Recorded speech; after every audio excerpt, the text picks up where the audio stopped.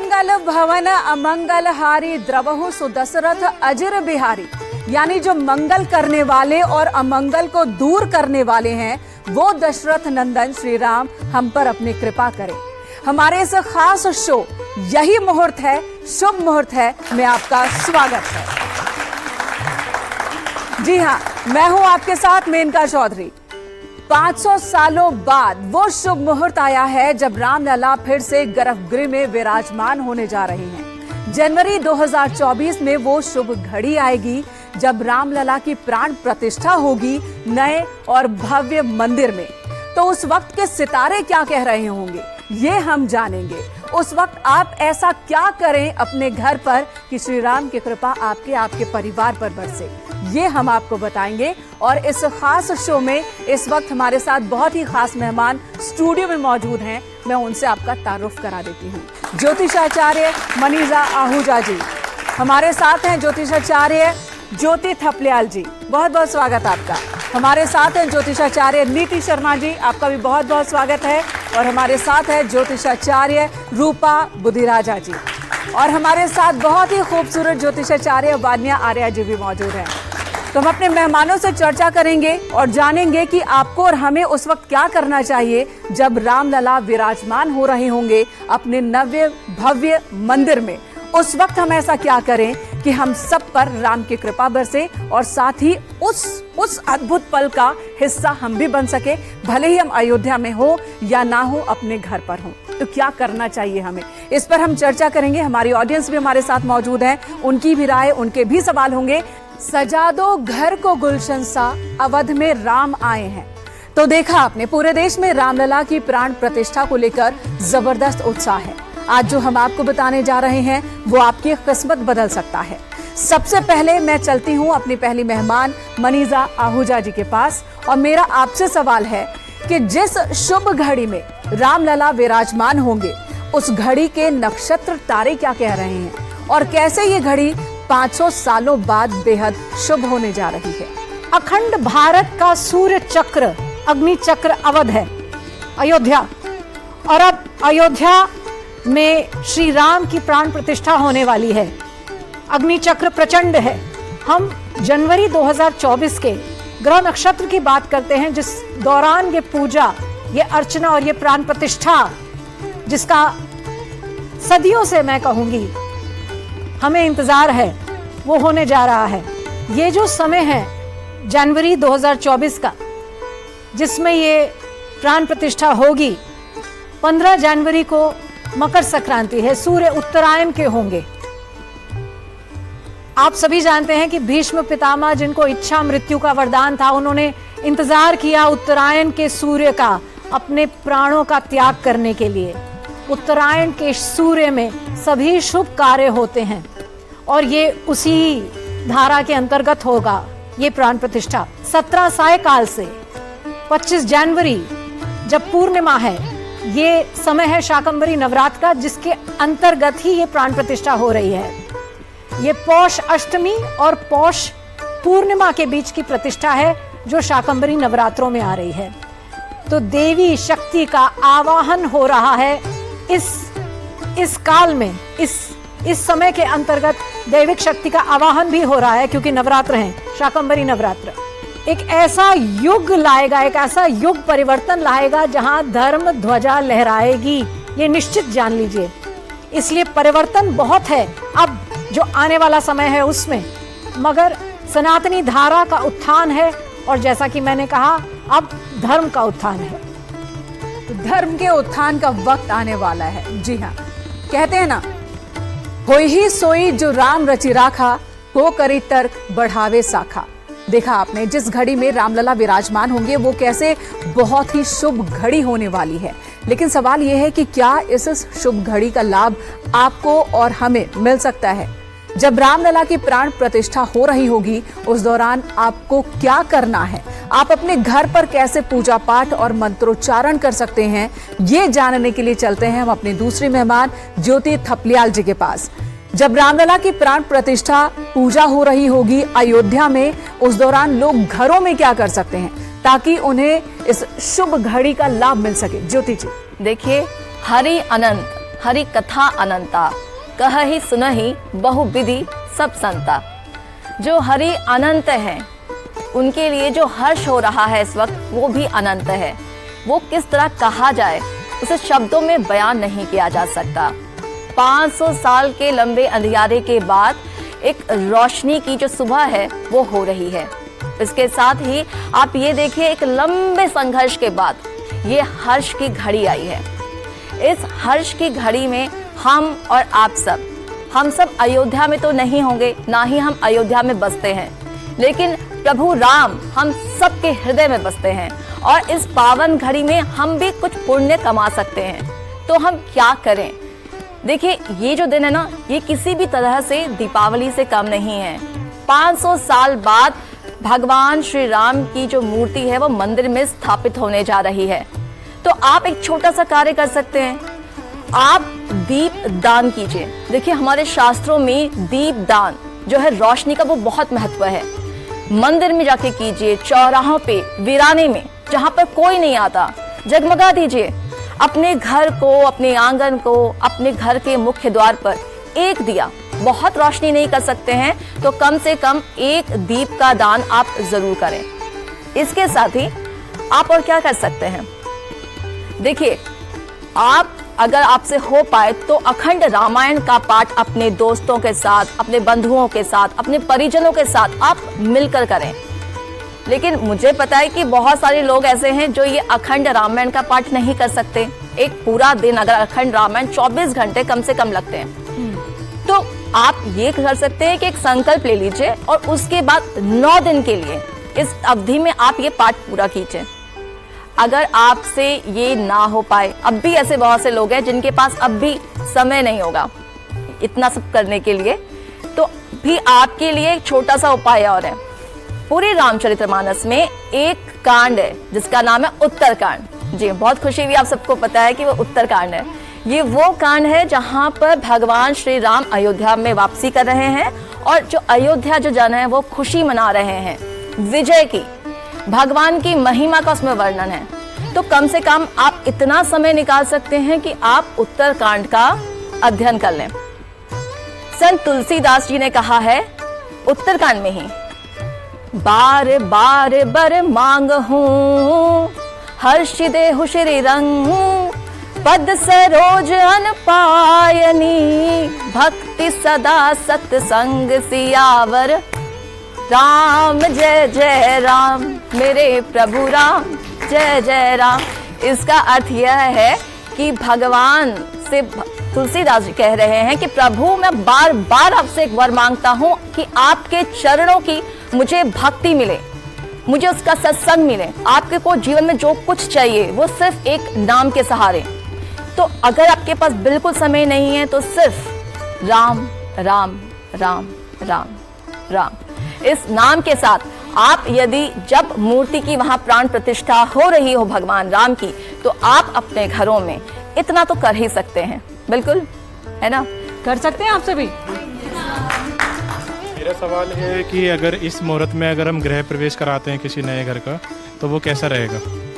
जी, बहुत ही उत्तम समय है गृह प्रवेश के लिए। और वैसे भी आप जब मकर संक्रांति के बाद जो है वो गृह प्रवेश, शादियां, किसी भी तरह के त्योहारों के लिए बहुत ही उत्तम समय होता है। बिल्कुल आप करा सकते हैं। भगवान राम जब अपने उनकी प्राण प्रतिष्ठा का समय है, तो आप जो हम मानव हैं वो तो बहुत ही छोटी तुच्छ चीज है, हम क्यों नहीं गृह प्रवेश कर सकते? बिल्कुल कर सकते हैं। ज्योति जी, आपने बहुत ही खूबसूरती से बताया कि क्या किया जा सकता है, लेकिन यही सवाल मेरा आगे भी होगा। जा पर कृपा राम की होई, ता पर कृपा करहि सब कोई। यानी जिन पर प्रभु श्री राम की कृपा होती है उन्हें कोई सांसारिक दुख छू तक नहीं सकता। अब हम चलते अपनी तीसरी मेहमान नीति शर्मा के पास। नीति जी, आपसे भी मेरा यही सवाल होगा कि अगर मैं अयोध्या में नहीं हूँ, मेरे पास पूजा पाठ, मेरे पास रामायण पाठ करवाने का वक्त नहीं है, तो मैं क्या करूं ऐसा कि भगवान श्री राम जब अपने नए भवन में विराजमान हो रहे हो तो उनकी कृपा हम पर भी बरसे। 500 वर्ष का घोर संघर्ष, 500 वर्ष की घोर प्रतीक्षा, 500 वर्ष की लंबी लड़ाई के बाद आज ये आपका, मेरा, देश के 140 करोड़ जनसंख्या का सौभाग्य है कि आज हम उस पल के साक्षी बन रहे हैं कि आज अयोध्या में भगवान श्री राम लला प्राण प्रतिष्ठा के साथ विराज रहे हैं। ये भी सोचने और विचारणीय बात है कि एक सन्यासी के द्वारा, गोरखपुर के सन्यासी मठ के आदित्यनाथ योगी जी के द्वारा और प्रधानमंत्री मोदी जी के कार्यकाल में ये सौभाग्य सूचक दिन हम सब देख रहे हैं। ये उनको हम सारे देशवासियों की तरफ से उनका बहुत बहुत अभिनंदन है और ये कहीं ना कहीं उनके भी अथक प्रयास और अथक कर्मों के शुभ फल हैं जो हम ये दिन देख रहे हैं। हमारे लिए ये एक प्रकार से 500 दिवालियों के बराबर एक दिवाली के उत्सव का पल है। तो मैं तो ये कहूंगी कि इस दिन जैसे आप समझ लीजिए कि 500 दिवालियां एक साथ अगर आपको बनानी हो तो किस प्रकार से आप दीप जलाएंगे, किस प्रकार से आप उत्साह बनाएंगे, किस प्रकार से आप गीत गाएंगे, भजन गाएंगे, एक दूसरे को उपहार देंगे और किस उत्साह के साथ इस दिन को बनाएंगे। ये समझती हूँ कि आपके सारे ही कर्म कहीं ना कहीं बहुत शुभ हो जाएंगे। बिल्कुल, तो सारे कर्म शुभ हो जाएंगे। लेकिन क्या ये वो वक्त होगा, ये शुभ घड़ी, जहां पर हमें कोई नया काम, नया व्यापार अगर शुरू करना है, व्यवसाय शुरू करना है, वो हम शुरू कर सकें, गृह प्रवेश कर सके, अगर कोई बहुत ही शुभ जैसे शादी विवाह इस तरह का भी काम कर सकते हैं? इस दिन जो भी कार्य करेंगे उसके अंदर अमृत तत्व आ जाएगा, सिद्धि का तत्व आ जाएगा, कल्याण का तत्व आ जाएगा, सौभाग्य का तत्व आ जाएगा, सकारात्मक ऊर्जाएं आ जाएंगी। इस पल में आप गृह प्रवेश, भूमि का निर्माण, ग्रह का निर्माण, यहाँ तक कि इस काल में आप देखिए भगवान राम पुनः अपनी प्रिय नगरी अयोध्या में आज वास करने जा रहे हैं, तो आप अपने घरों में प्रवेश कर सकते हैं। जिन लोगों का विवाह नहीं हुआ है उनके लिए विवाह के लिए ये बहुत शुभ मुहूर्त है। यहाँ तक कि गर्भ धारण करने के लिए भी ये मुहूर्त बहुत शुभ होता है, क्योंकि जब आप इस काल में गर्भ धारण करते हैं, निश्चय रूप से जो भगवान राम का चरित्र है, जिसको मर्यादा पुरुषोत्तम कहते हैं, जिन्होंने एक अवध की जो कथन है कि प्राण जाए पर वचन ना जाए, जिस प्रकार उस धर्म का उन्होंने पालन किया, कहीं ना कहीं वो गुण आपकी उस संतान के अंदर भी निहित होंगे जब आज इस समय आप गर्भ धारण करते हैं। साथ ही साथ अगर आप कोई नया व्यवसाय प्रारंभ करना चाहते हैं तो उसके लिए बहुत शुभ मुहूर्त है। आप अगर इंटरव्यू के लिए जाना चाहते हैं तो आज के दिन का आप चयन करें, इस कालखंड का आप चयन करें। यहाँ तक कि आप अगर एग्जामिनेशंस की परीक्षा के लिए तैयारी कर रहे हैं तो यहाँ पर अपनी उस परीक्षा के लिए जो आपकी तैयारी है, या कोई लेखक अपनी पुस्तक लिखना चाहता है तो लेखन कार्य को प्रारंभ करने के लिए भी ये मुहूर्त अति शुभ है।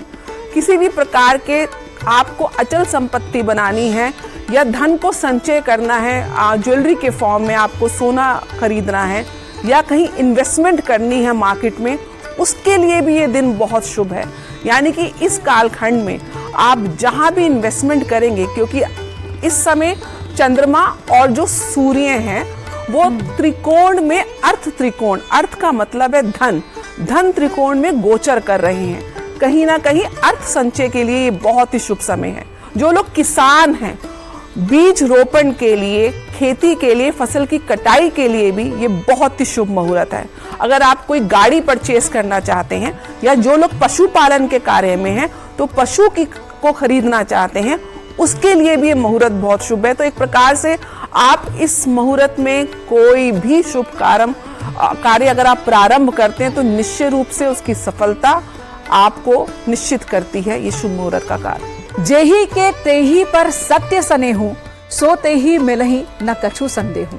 अर्थात जिसको जिससे सच्चा प्रेम होता है उसे वह अवश्य मिल जाता है। माँ सीता ने हर परिस्थिति में भगवान राम का साथ दिया, सुख में दुख में हमेशा भगवान राम के साथ रही। हम चलते हैं अपनी चौथी मेहमान रूपा बुद्धिराजा जी के पास और ये जानने की कोशिश करते हैं कि जब आज माँ जानकी एक बार फिर भगवान राम के साथ मंदिर में स्थापित होने जा रही हैं, तो इस मौके पर माँ सीता से कौन सा वरदान मांगा जा सकता है, उन्हें कैसे प्रसन्न किया जा सकता है। सबसे पहले तो मैं ये कहना चाहूंगी कि आप जोर से बोल दीजिए जय श्री राम, जय श्री राम। इस नाम से ही आपके अंदर एक पावर, एनर्जी आती है कि अगर सीता माता ने इतनी कड़ी परीक्षा दी है कि आज उनको उनके भवन में एक, हम कहते हैं ना, दोबारा से उनका पूजन करेंगे, उनका सुंदर भवन बनाएंगे, तो इस समय पर रामायण का पाठ हर किसी को करना चाहिए। हम लोग सनातनी हैं, हम अपने धर्म को मानते हैं, हमारे जितने भी बच्चे हैं उनको संस्कार देने चाहिए कि राम जी ने अपने जीवन में या रामचरित्र मानस का उनको पाठ जरूर बताना चाहिए, उनको सिखाना चाहिए कि क्या जड़ें हैं, क्या है। आज के बच्चे जितने हैं, मुझे नहीं लगता आज की डेट में कोई भी इतना रामायण का पाठ करता है, या इन सब चीजों में जल्दबाजी में हमारे पास तो टाइम नहीं है, लेकिन टाइम तो निकालना है हमें। इस दिन खासकर आप रामायण का टाइम निकालिए, आप रामायण पढ़िए, और इस दिन आप सीता माता को अगर गुलाब के, जैसे कहते हैं ना, गुलाब, बहुत सुंदर सुंदर गुलाब के फूलों की माला अर्पण करते हैं, तो आपके जीवन में जो चली आ रही रिलेशनशिप से प्रॉब्लम है वो दूर होती है। साथ ही साथ गुलाब जल का छिड़काव आप अपने घर की चौखट से लेकर हर कोने में कीजिए। अपने घर में वंदन बाल लगाइए आम के पत्तों के साथ जो लगाई जाती है, ताकि आपके और मेरे घर में जीवन में सारी दुख दुविधाएं मिट जाएं। और जैसे कहा जाता है ना कि राम जी का साथ हनुमान जी ने दिया और हनुमान जी ने हर संकट को दूर किया, वैसे ही आपके और मेरे जीवन से सभी संकटों की समाप्ति करें। इसलिए हमें हनुमान जी की भी पूजा करनी चाहिए। और एक छोटी सी चौपाई बताती हूँ हनुमान जी के लिए हमें क्या बोलनी चाहिए, और आप और मैं एक आम कहते हैं आम भाषा में हम क्या बोल सकते हैं। हम ये बोल सकते, काज किए बड़े देवन के, वीर महाप्रभ देख विचारो, कौन सो संकट मोह गरीब को, जो तुमसे नहीं जात है टालो, बेगी हरो हनुमान महाप्रभ, जो कोई संकट होए हमारो। एक तो ये चौपाई आप जरूर इसका जाप करें। और उस दिन क्या करें, जिस दिन ये होने जा रहा है इतना बड़ा पर्व, उस दिन आपको दीप दान करने चाहिए, अपने मंदिर को सजाना चाहिए, रामायण का पाठ अवश्य करें। और आजकल तो इतनी टेक्नोलॉजी है, राम नाम के आपको रिकॉर्डेड चीजें मिल जाएंगी, अपने घर में लगाइए। एक पताका, जिसे कहा जाता है ध्वजा, अपने घर के बाहर लगाइए जिसपे राम लिखा हो। इस दिन चांदी का राम परिवार आप अपने घर में जरूर लाइए, क्योंकि जैसे हम दिवाली पे खरीदते हैं ना लक्ष्मी माता, हम लक्ष्मी माता का आवाहन करते हैं, इस दिन हमें सीता माता का आवाहन करना है। इस दिन हमको चांदी के, जिसे कहा जाता है परिवार, राम परिवार लेकर आना है और अपने मंदिर में स्थापित करना है। और आपके घर के आसपास जितने भी मंदिर हैं उसमें आप लंगर लगाइए। जो अन्न नहीं खा सकते या जो अन्न की कमी है, जिनको, जो दरिद्र हैं, उनको अन्न का वितरण कीजिए। अपना छोटा सा योगदान आप अपने सामाजिक कार्य में दीजिए। इस तरीके से इस दिन को हम बना सकते हैं, क्योंकि इतना महान पर्व है, इतना महान पर्व है कि हम जितना बोले उतना कम है। उसके ऊपर हमें नक्षत्र, ग्रह, इस तरीके के आप कोई भी काम कर लीजिए आंखें बंद कर आपके लिए सिद्ध ही होगा। को नहीं जानत है जग में कपि संकट मोचन नाम तिहारो। बात जब भी श्री राम की होगी तो बात हनुमान जी की भी जरूर होगी। अब मैं लिए चलती हूँ आप सभी को 5वीं मेहमान के पास। मैं आपसे जानना चाहती हूँ कि अगर किसी के जीवन में कोई संकट हो, लगातार परेशानियां आ रही हो, तो राम लला की प्राण प्रतिष्ठा हो रही हो, उस दौरान कैसे संकट मोचन यानी कि हनुमान जी को वो प्रसन्न कर सकते हैं, ताकि जीवन में आने वाली सभी बाधाएं दूर हो जाएं। जय श्री राम। जय श्री राम। संकट मोचन हनुमान जी की जब हम बात करते हैं तो हनुमान जी की जो भक्ति है वो श्री राम की भक्ति के बिना अधूरी है। संकट मोचन हनुमान हमारे जीवन में हमारे हर संकट को, हमारे हर ऑब्स्टेकल को हमारी लाइफ से क्लियर करते हैं। आज 500 साल बाद जब ये मुहूर्त आया है तो ये किसी बहुत बड़े पर्व से कम नहीं है। तो 500 साल बाद जब ये मुहूर्त हमारे जिंदगी में आया है तो इसको हम एक दिवाली की तरह ही मनाएंगे। जैसे हम जितने भी सेलिब्रेशंस दिवाली पर करते हैं, हम अपने घर में दिए जलाते हैं, बहुत सारी डेकोरेशंस करते हैं, बहुत ही ब्यूटीफुली हम अपने पूरे घर को सजाते हैं। हनुमान जी के जीवन से हमें बहुत सारे संदेश मिलते हैं। जो शतबार पाठ कर कोय, छूटी बंदी महासुख होए। 100 टाइम्स, 100 बार, शत बार, शत मीन्स 100, 100 बार अगर आप 40 दिनों में हनुमान चालीसा का पाठ करते हैं तो आप देखिए आपके जीवन में कितनी ज्यादा क्लैरिटी आती है। आपके जीवन में आपको डर लगना कम हो जाता है। भूत पिशाच निकट नहीं आवे, महावीर जब नाम सुनावे। आपकी लाइफ में जो तरह तरह के डिफरेंट लेवल के फियर्स हैं, छोटी छोटी चीजों पे हमें डर लगता है, हर किसी के अपने इनबॉर्न फियर्स हैं। जब भी आप देखेंगे आप हनुमान चालीसा अपनी लाइफ में करते हैं, बजरंग बाण का पाठ आप अपने जीवन में करते हैं, और ये तो बहुत ही खास दिन है। इस दिन तो आप देसी घी के दिए अपने घर में जरूर जलाएं। इसके अलावा आप रामचरितमानस का पाठ करें। प्रभसी नगर की जे सब काजा, हृदय राग कौशलपुर राजा। ये चौपाई हनुमान जी के लिए है, जब वो राम जी को अपने हृदय में रखकर अयोध्या नगरी में एंटर किए थे। जब भी आप अपनी लाइफ में कोई भी नया कार्य करने जा रहे हैं, कोई भी नई इनिशिएटिव कर रहे हैं, घर से आप निकल रहे हैं, आप ये चौपाई जरूर कीजिए। मैं फिर से रिपीट करती हूँ, प्रभसी नगर कीजिए सब काजा, हृदय राख कौशलपुर राजा। अगर आपको डर लगता है, आपकी लाइफ में कुछ एनिमीज हैं, कुछ शत्रु है, आपको लगता है तो आप ये सब चौपाइयाँ जो हैं, प्रभसी नगर की जे सब काजा, हृदय राख कौशलपुर राजा, जाके सुमिरन तेरु पुरासा, नाम शत्रुघ्न वेद प्रकाशा, ये चौपाइयाँ जो हैं आप अपनी लाइफ में उतारिए। डेली आप इसे कीजिए, बजरंग बाण का पाठ कीजिए, राम स्तुति आप सुनिए। जितना श्री राम का नाम लेंगे, आपके जितने भी लाइफ के जो आपके बैड कर्मास हैं, जो भी ऑब्स्टेकल्स, जो भी चैलेंजेस आपको अपने जीवन में आते हैं, वो भी क्लियर होते जाएंगे। मैं धन्यवाद देना चाहूंगी मोदी जी का, योगी जी का, कि उनके ऑरा में हमें ये जो टाइम है ये हमारे सामने आ रहा है, and we are really lucky कि हम इसे अपनी आईज से इसे देख पाएंगे, इसे फील कर पाएंगे, इस मोमेंट को। बहुत ही लकी टाइम है। इस दिन एक और बहुत खास योग भी है, कूर्म योग। कूर्म योग ये होता है कि विष्णु जी ने जब कछुए का अवतार लिया था, ये बहुत ही शुभ मुहूर्त है किसी भी गृह प्रवेश का, किसी भी शुभ काम करने का। उस दिन जो है आप श्री राम का जाप करें, आप राम राम लिख सकते हैं, रामचरित्र मानस पढ़ें। कूर्म योग में जो है आप गृह प्रवेश का भी बहुत अच्छा समय होता है। इस टाइम पर जो भी गृह प्रवेश होते हैं वो बहुत ही सक्सेसफुल जाते हैं और बहुत ही पूर्ण होते हैं। हनुमान जी हमें हर कदम पे सपोर्ट करते हैं। कुछ लोग हनुमान जी को अपना भाई मानते हैं। आप उनके राइट अंगूठे का जो सिंदूर है, जब आप अपने माथे पर लगाते हैं, तब आप अपनी करियर की प्रोग्रेशन देखिए। जब आप उन्हें ध्वज अर्पण करते हैं तो आपको जीवन में मान सम्मान मिलता है, आपको जीवन में रिस्पेक्ट मिलती है, लोग आपको ऑनर करने लगते हैं। आप कहीं भी जाते हैं, आपकी एक फेस वैल्यू बनती है। आप इतने सारे यंग टैलेंट्स यहाँ पर आए हुए हैं, आई विश यू। बिल्कुल, और बहुत ही युवा लोग हैं और इन सब की आस्था भगवान राम में है, हनुमान में है। अब इनकी बारी है, इनके सवाल होंगे आप सभी से। हनुमान ते ही परसा, कर पुन कीन प्रणाम, और राम काज कीने बिनु मोहि कहाँ विश्राम। और अभी हमें विश्राम नहीं करना है, क्योंकि सिर्फ और सिर्फ अयोध्या बना है, अभी मथुरा बाकी है। तो आपने मैम कहा कि 30-40 वर्षों तक सनातन काल की संध्या चलती रहेगी, तो क्या उसमें हम मथुरा की जन्मभूमि में भी ऐसे भव्य मंदिर के साक्षी बन सकेंगे? मथुरा भी होगा, ये आप देखेंगे, यानी उसके आगे आंदोलन उसके आगे जाएगा। तो हम स्टूडेंट्स हैं, हमारे पास इतना सुबह सुबह टाइम नहीं होता कि हम रामायण या भागवत गीता का कोई पाठ करें। तो हम सोचते हैं कि हम भी कुछ अपनी स्पिरिचुअलिटी जगाएं, हम भी कुछ नई चीज़ें सीखें, वो पाठ करें। तो कौन सा ऐसा शुभ मुहूर्त है? भगवान जो है भाव के भूखे हैं बेटा। अगर आपको, और कर्म के आधार पे ही, कर्म के लिए ही आपको जीवन मिला है, कर्म प्रधान जीवन होना चाहिए। तो मानस का अर्थ है मनन करना, मंथन करना, चिंतन करना, उनके चरित्र को चरितार्थ में कन्वर्ट करना ज्यादा जरूरी है। एक शिष्य के रूप में भगवान राम का जीवन कैसे था, एक पुत्र के रूप में उनका जीवन कैसे था। राम रक्षा स्तोत्र में 2 श्लोक ऐसे हैं जो कि इसेंस है उस स्तोत्र का।